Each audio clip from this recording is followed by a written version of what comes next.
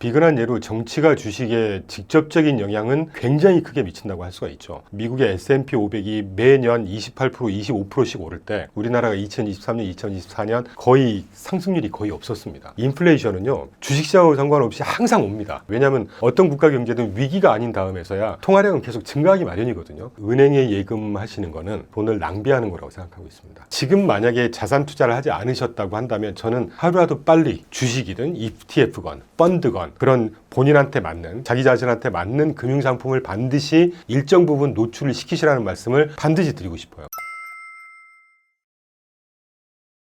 여러분, 정권이 바뀔 때마다 항상 세금이 오르락내리락하고 부동산 값이 치솟았다가 또 떨어지고 내 지갑 사정도 달라지고 이런 상황을 항상 경험을 하셨고 잘 아시죠? 여기서 중요한 거는 정권이나 사회체제, 정치체제는 늘 바뀌지만 우리의 지갑 사정은 달라지지 않는다는 것이고 연계해서 노후 사정은 달라지지 않는다는 겁니다. 그래서 오늘은 어떤 정치 상황이든지 그리고 어떤 시장의 위기가 오더라도 무너지지 않는, 다시 말하면 훼손이 되지 않는 노후 자산을 지키고 불리는 방법에 대해서 말씀을 좀 드려볼까 합니다. 우리가 자산 증식이라고 하는 것은 여러 가지 목표가 있죠. 노후 자산을 확보하기 위해서 또 이걸 증식시키기 위해서라고 하는 큰 대의명제 중에 하나가 또 있을 것이고, 그리고 나이가 적건 많건 항상 중요한 이 인플레이션을 해치해야 된다는 것입니다. 기본적으로 물가 상승률이라고 하는 게 매년 3% 갔다가 더 높게 가는 경우도 있고 낮을 때도 있긴 하지만 기본적으로 매년 2, 3% 정도는 인플레이션이 항상 유발이 되거든요. 그 말은 내가 갖고 있는 현금, 자산의 값어치가 매년 2, 3%씩 계속 희석된다는 거예요. 그런데 여기에 굉장히 크게 영향을 미치는 게 정부 정책이고, 이 정부 정책 중에 경제 정책, 산업 정책 영향을 안 미치는 게 없죠. 근데 이 정책적인 거에 기본이 되는 큰 조타수 역할을 하는 게 정치입니다. 그래서 굉장히 큰 관심을 가져야 되고 굉장히 중요합니다. 왜냐하면 우리가 TV에서 보는 정쟁을 일삼고 정치가 이렇게 됐다 저렇게 됐다 이게 그것만이 중요한 게 아니고요. 이 정치가 어떤 정권, 어떤 정책 스탠스를 갖는지에 따라서 경제가 굉장히 크게 흔들릴 수가 있어요. 우리가 미국을 보면 잘 알죠. 우리 트럼프 굉장히 비난하고 비판하고 트럼프가 심지어는 약간 미치광이 전략이다 이런 표현들도 하는데, 미국의 경제를 두고 보십시오. 1기 때도 마찬가지였고 지금 새로 2기 입각한 6개월 만에 미국 경제가 전 세계적으로 어떤 위상이 달라지고 있는지를 잘 보시면 정치가 경제에 미치는 파급력이 얼마나 대단한 건지는 명약관화하다고 할 수가 있겠습니다. 비근한 예로 정치가 주식에 직접적인 영향은 굉장히 크게 미친다고 할 수가 있죠. 우리나라 최근 한번 볼까요? 연초 들어서 2023년, 2024년 미국의 S&P 500이 매년 28%, 25%씩 오를 때 우리나라가 2023년, 2024년 거의 상승률이 거의 없었습니다. 그러다가 올해 들어서 정권이 바뀌면서 기대감으로 한 30% 치솟았죠. 이게 정치는 말 그대로 그냥 진영 논리 이렇게만 파악을 해서 그렇지, 정치가 어떤 방향으로 가는지 어떤 조타수 역할을 하는지에 따라서 경제는 말할 것도 없고, 또 주식은 잘 아시겠지만 모든 사회 현상, 경제 현상을 아주 빠르게 직접적으로 영향을 미치는 시장이잖아요.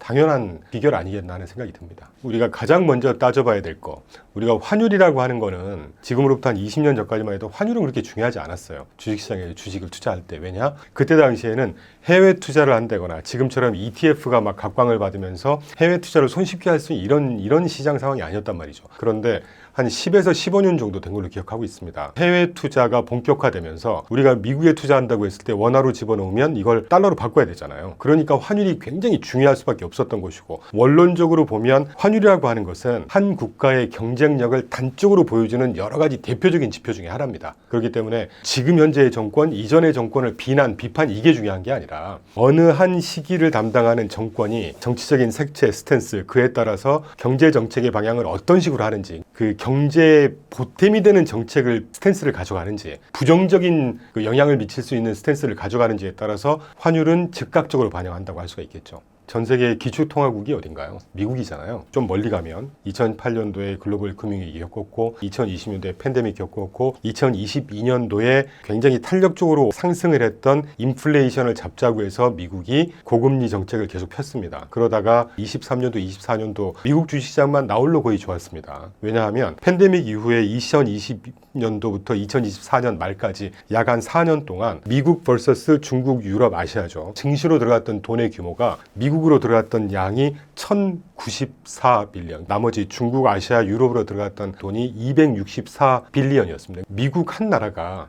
전 세계 증시로 들어갔던 돈의 거의 80%를 다 빨아 들어갔다는 얘기입니다. 그러면 한국에 투자해야 될까? 미국에 투자해야 될까? 한국 투자를 전혀 하지 마시라는 말씀이 아니죠. 내 자산의 3분의 2 정도는 아주 정책적인 어떤 공학, 실효성 있는 정책 공학, 민간 부분의 경쟁력 이런 것들이 다 믹스가 되어 있는 것입니다. 그럼 어느 나라에 투자하는 게 더 신뢰성이 있고 합리적일 거고 기대 수익률이 가능성이 높을까? 그건 여러분께서 판단하시라는 말씀이시죠. 은행에 예금하시는 거는 돈을 낭비하는 거라고 생각하고 있습니다. 왜냐하면 자산을 증식하는 이유 두 가지 설명드렸죠. 노후 자금을 확보하고 증식하기 위해서. 두 번째, 나이가 적든 많든 중요한 건 인플레이션 해지를 해야 되는 것이거든요. 인플레이션은요, 주식시장하고 상관없이 항상 옵니다. 왜냐하면 어떤 국가 경제든 위기가 아닌 다음에서야 통화량은 계속 증가하기 마련이거든요. 우리 잘 생각해 보시자고요. 어떤 물건을 여러 사람들이 찾으려고 하는데 물건이 제한돼 있습니다. 그럼 가격은 올라가는 것이잖아요. 그런데 그 물건이 한정없이 많아져 버리면 더 이상 찾는 사람들이 줄어드는 것이죠. 가격이 떨어지는 겁니다. 돈도 마찬가지예요. 돈이 계속 늘어나니까 돈의 가치가 떨어지는 겁니다. 이게 금리라는 거예요. 금리가 지난 글로벌 금융위기 이후에 거의 제로 금리였잖아요. 미국도 그렇고 일본도 불과 작년까지만 해도 제로 마이너스 금리였습니다. 돈의 값이 쉽게 표현해서 똥값이 됐었다는 얘기죠. 그런데 미국이 지금 고금리 4.5 기준으로 해서 10년물 금리가 계속 4% 밑으로 떨어지지 않는다는 얘기는 돈의 값어치가 그만큼 공고해지고 있다는 얘기입니다. 가가원 씨 말씀드리죠. 지금 만약에 자산 투자를 하지 않으셨다고 한다면 저는 하루라도 빨리 주식이든 ETF건 펀드건 그런 본인한테 맞는 자기 자신한테 맞는 금융상품을 반드시 일정 부분 노출을 시키시라는 말씀을 반드시 드리고 싶어요. 전 세계 대부분의 부호들을 보면 최근엔 좀 달라졌죠. 빅테크들이나 이런 주식 값어치의 시총이 늘어나면서 대표적인 일론 머스크 같은 경우 한 400조 재산을 갖고 있다고 하는데 그게 대부분이 다 주식 값어치잖아요. 최근에는 이런 식으로 바뀌었습니다만 한 1, 20년 전만 해도 전 세계를 끌어가는 대표적인 부호들은 다 부동산으로 돈을 벌었었어요. 그건 해외 얘기입니다. 우리나라가 아까 말씀드렸던 40년 전 대비 지금 우리나라 경제 계속 성장률이 꺾이고 있어요. 지금 성장이 꺾이고 있다는 얘기는 여러분 우리가 부동산 하니까 부동산이 되게 막 어렵다면 어렵지만 굉장히 중요한 자산입니다. 우리가 GDP 성장률이라고 하는 걸로 우리가 대표할 수 있잖아요. 경제가 어느 정도 성장을 한다는 거를. 이 경제가 성장하는 거에 가장 직접적이고 가장 빠르게 반영하는 게 실물 자산의 대표적인 부동산입니다. 그런데 우리나라 경제가 꺾이고 있어요. 그러면 부동산으로 투자할 수 있는 시기가 계속 올까? 저는 적어도 5년에서 10년 지금으로부터 이 기간 동안은 부동산으로 돈 버는 시기는 이제는 당분간 안 올 거라고 생각해요. 은행 정기예금으로 돈 벌까? 부동산으로 돈 벌까? 뭐로 돈 벌겠습니까? 금융자산밖에 없는 거예요. 그리고 우리가 그 와타나베 부인이라고 해서 일본이 우리나라보다 사회적으로나 경제적으로 한 15년 앞서간다고 그러잖아요. 일본의 잃어버린 30년을 구가하는 초기에 90년 한 초중반 되겠네요. 그때 와타나베 부인들 일본의 그 어마어마한 수출 시장을 석권하면서 과거 한 7, 80년 동안에 벌어들였던 외화 그 돈을 가지고 국내 투자를 하려고 보니까 국내 자산 갖고는 답이 안 나온더라. 그래서 해외로 자산을 투자를 하자. 이래서 생긴 게 엔캐리 트레이드 자금이고 이게 와타나베 부인들 자금이었어요. 저는 엔캐리 트레이드나 와타나베 부인을 우리나라 투자자분들도 굉장히 반면교사를 삼아야 되는 시기가 오고 있다고 봅니다. 여기에 핵심은 부동산, 금리, 이자 이거 갖고 답이 안 나온다는 얘기죠. 그래서 꼭 국내 참고로 우리나라 주식시장이 전 세계 주식시장 시가총액에서 2%가 안 되고요. 우리나라 채권시장도 전 세계 채권시장에서 2%가 안 됩니다. 우리나라 시가총액 한 2,600조 될 거예요. GDP가 2,400조, 500조입니다. 이렇게 넓은 시장, 굉장히 좋은 시장, 선택지가 많은 해외 시장을 놓고 이 2%도 안 되는 조그만 시장에서 이리 갔다 저리 갔다 총량 개념으로 볼 때 분명히 해외 투자를 겸한 여러분께서 연령이 어떻게 되시더라도 금융자산에 대한 노출은 반드시 가져가야 된다고 생각하는 입장입니다. 아무래도 이제 주식을 투자한다고 하는 것은 방법이 여러 가지죠. 개별 종목을 아름아름으로 듣고 방송에서 듣고 또는 소위 그 전문가라고 하는 이런 사람들 얘기 듣고 선택을 할 거냐. 주변 증권사에 있는 PB분들 이런 분들 얘기를 듣고 할 거냐. 나쁜 방법은 아닙니다. 또는 개별 종목으로 한 게 너무 이 올라갔다 떨어졌다가 심하니까 펀드 이를테면 저도 펀드 그런 회사에 근무했었지만 유명한 대형 운용사가 운영하는 주식형 펀드에 넣으면 이 펀드 사이즈가 적게는 몇백억 많게는 조 단위가 되니까 많은 종목을 갖고 있으니까 그래도 위험이 좀 줄지 않겠냐. 펀드가 있을 것이고 젊으시건 고령이시건 간에 주식의 노출을 가져갈 수 있는 가장 좋은 방법은 저는 ETF라고 생각해요. ETF라는 거는요 Exchange Traded Fund라고 그래서 Exchange가 거래소잖아요. 거래소에서 거래가 될 수 있도록 만들어 놓은 펀드입니다. 이제까지 제가 펀드 말씀드렸죠. 예를 들면 삼성자산운용, 미래에셋 자산운용, 제가 근무했던 JP모건 자산운용 이런 데서 펀드 만들어서 은행이나 증권사에서 여러분께 판매를 하고 여러분께서 가입을 하시잖아요. 그 펀드하고 똑같은데 이 펀드를 거래소에서 종목처럼 상장을 시켜놨어요. 그래서 종목을 사고 팔듯이 언제든지 하루에도 몇 번씩 사고 팔 수 있도록 굉장히 어떻게 보면 금융상품의 끝판왕이라고 저는 보는데 굉장히 선진화된 금융상품 유형 중에 하나입니다. 또 중요한 거 두 가지만 말씀드릴 텐데 기존의 펀드하고 비교를 하면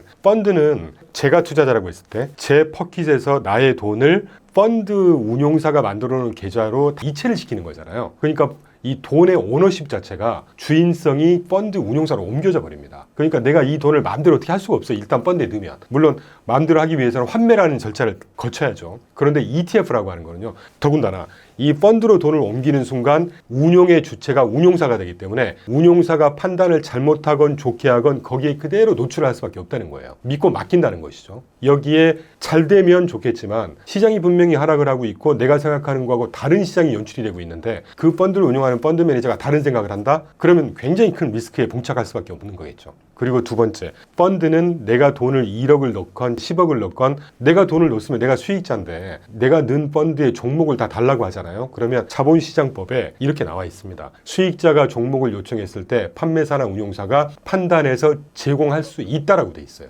줘야만 한다가 아닙니다. 수익자한테도 종목을 안 줘도 되는 거예요. 지금 돌이켜놓고 보면 신투자자 상품은 아니라는 것이죠. 반면에 ETF는 애초에 우리는 이런 분야에만 투자를 할게요라고 딱 정해져 있어요. 그러니까 그 전략이 마음에 안 들면 투자 안 하면 되는 것이고 이게 마음에 들면 내가 투자를 하면 되는 겁니다. 그 의사결정이 달라지는 거에 대한 위험을 없애버릴 수가 있다는 얘기죠. 그리고 ETF는 또 하나가 네이버라든가 구글 들어가셔서 티커라고 합니다. 예를 들면 뭐 미국 같으면 S&P 500을 대표로 추종하는 대표적인 ETF 스파이라는 게 있죠. SPY 많이 아시는. 이 스파이 구글에서 스파이 찍고 구성 종목 또는 영어로 홀딩스를 딱 찍으시잖아요. 오늘 어떤 종목을 갖고 있는지가 실시간으로 다 공개가 됩니다. 이 얼마나 친투자자적인, 친수익자적인 상품이란 말이죠. 그리고 평균 보수 자체도 펀드 대비해서 거의 3분의 1도 안 됩니다. 이런 뭐 여러 가지 이유가 있지만 이런 이유들 때문에 저는 단연코 저도 고객 자산을 ETF로 구성을 해서 수익률을 제공하고 있는 입장인 것처럼 여러분께서 직접 하실 요량이시라면 개별 종목은 아무래도 종목의 편차 뭐 등락률이 워낙 심하니까 웬만하면 확신이 있는 종목이 아니시라면 좀 지양을 하시라는 말씀드리고 싶고 대신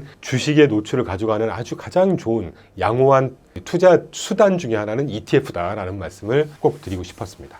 그리고 마지막으로 또 하나 중요하니까 하나 좀 덧붙이자면 이 ETF라는 거는 그 펀드도 마찬가지일 거긴 합니다. 그런데 아까 그 좀 불리한 그런 그 요소들이 있기 때문에 펀드보다는 ETF는 경우에 따라 좀 다르긴 하지만 아주 소액으로도 개별 종목처럼 그 장중에 사고 팔 수가 있어요. 그러니까 금융상품 또는 주식을 경험하시는 차원이라면 더없이 좋은 수단 중에 하나다. 더군다나 이제 처음 시작하시는 분들이시라면 종목 몇 개 또는 어떤 업종에만 이렇게 막 포커스해서 투자하는 것들은 그래도 노출도가 좀 있기 때문에 아무래도 변동성이 좀 있을 거 아니겠습니까? 그게 걱정이시라면 아까 제가 계속 예를 드리고 있는 S&P 500 종목의 전체 투자하는 스파이, SPY 이런 것들 투자하시면 S&P 500이라는 종목들이요. 그러니까 우리가 웬만큼 들어보는 뭐 엔비디아, 테슬라, 마이크로소프트부터 할 거 없이 S&P 500 기업이라고 하면 전 세계를 끌어가는 기업이라고 생각하시면 돼요. 그러니까 시장이 빠져도 항상 올랐고 제가 아까 모두에 30년 동안 그 S&P 500 지수가 1300% 올랐다. 이걸 원화로 환산을 하니까 2400% 되더라. 이게 S&P 500개 기업들에 투자한 ETF 기준이라는 거죠. 그러니까 처음에 경험이 없으신 분들이시라고 하시면 ETF를 투자하는데 다시 말하면 전 세계 대표하는 종목 500개 쭉 분산해서 투자하는 SPY 같은 거 투자하시면 굉장히 큰 부담 없이 큰 위험이 없이 주식시장을 잘 경험하시면서 서서히 공부할 수 있는 또 수익도 어느 정도 나면서도 이런 좋은 툴이 아닐까 하는 생각이 들죠.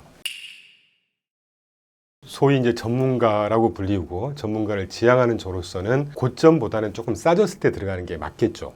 그런데 중요한 건 지금 현재의 주가가 이게 고점인지 저점인지 아무도 모른다는 겁니다. 그래서 자산 배분이 중요한 거예요. 과거 200년 동안 그 미국 증시에서 전문가 구루들이 평균을 쭉 내서 시뮬레이션을 돌려보니까 포트폴리오 내가 1억을 투자하는데 1억 안에는 뭐 주식도 있고 채권도 있고 여러 가지가 있을 텐데 이 포트폴리오의 수익률을 결정하는 주요한 3가지 요소가 있어요.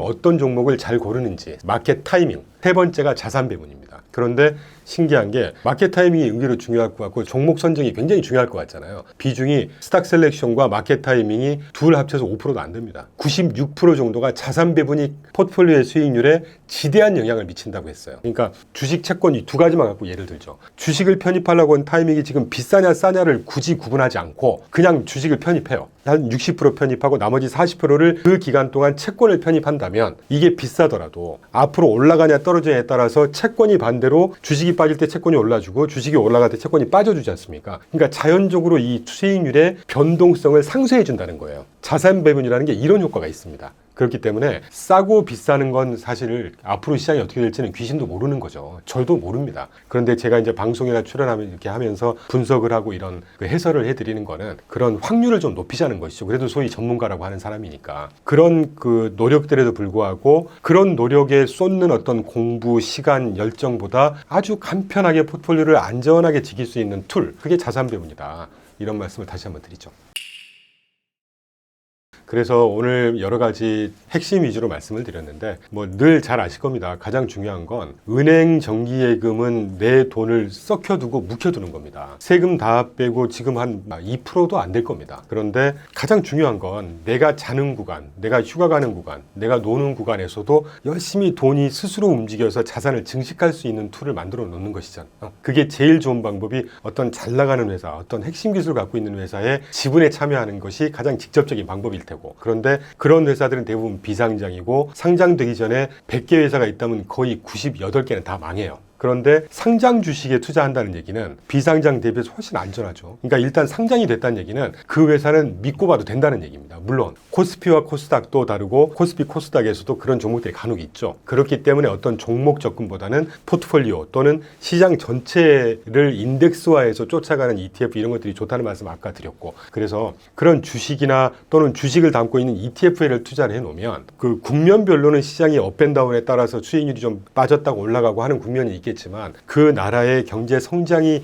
일단 어느 정도 꾸준하게 상승한다는 전제. 그러니까 저는 개인적으로 그거를 가장 충족시켜주는 시장이 미국 시장이라고 저는 보는 것이고요. 그런 식의 투자를 해놓으신다고 하면 우리나라 뭐 토요일 날 휴일이건 내가 휴가를 가건 어디 여행을 갔다 오건 계속해서 그 돈이 스스로 증식을 해가는 그런 효과를 누릴 수 있지 않겠습니까? 자산을 증식하는 방법이 그 이상 더 효율적이고 편하고 확실한 방법이 어디 있겠냐는 얘기죠. 그래서 여러분께서도 ETF를 중심으로 해서 자산을 증식하는 방법 이런 것들을 한번 고민을 해보시기 바랍니다. 그래서 여러 가지 말씀을 좀 드렸는데 여러분께서 혹시 궁금하시거나 또는 이걸 내가 한번 6개월이건 1년이건 또는 10년이건 실천을 한번 해보시고 필요하신 것 또는 궁금하신 것 또는 이 친구 말이 좀 아니다 뭐 이런 의견이 있으시면 댓글로 질문 주시고 의견도 주시고 하시면 다음에 조금 더 좋은 내용으로 다시 한번 또 찾아볼 수 있는 기회를 마련해 보도록 하겠습니다. 경청해 주셔서 감사합니다.